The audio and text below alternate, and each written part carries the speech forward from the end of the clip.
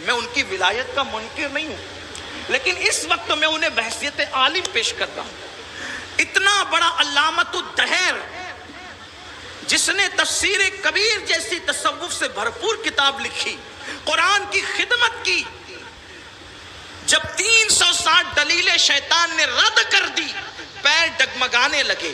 قریب تھا کہ لاجواب ہو کر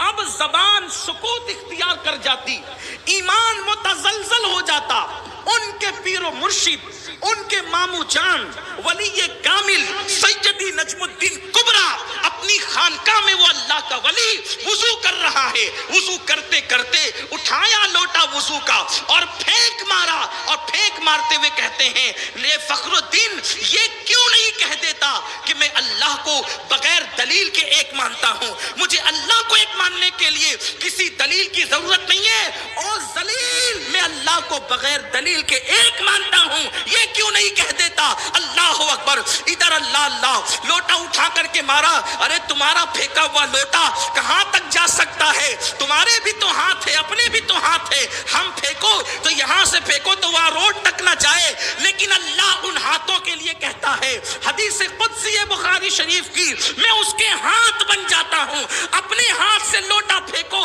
تو دور جا کر کے یہی گر جائے گا، لیکن وہ اللہ والے ہاتھ جس کے بارے میں قدرت کہتی ہے میں اس کے ہاتھ بن جاتا ہوں۔ نجم الدین کے مامو جان، حضرت فخر الدین کے مامو جان نجم الدین کبریٰ نے کیا لوٹا اٹھا کر کے پھینکا، اور پھر کہا اللہ کو بغیر دلیل کے ایک مانتے، اس ذلیل سے کہہ دے کہ او ذلیل ہم اللہ کو بغیر دلیل کے ایک مانتے، بس اتنا کہنا تھا۔ مریدین حیران، حضرت فخر الدین تو ادھر اپنے گھر پہ ہیں، آپ کس سے باتیں کر رہے ہیں؟ اور میں اسی سے انتقال ہو رہا ہے اس کا،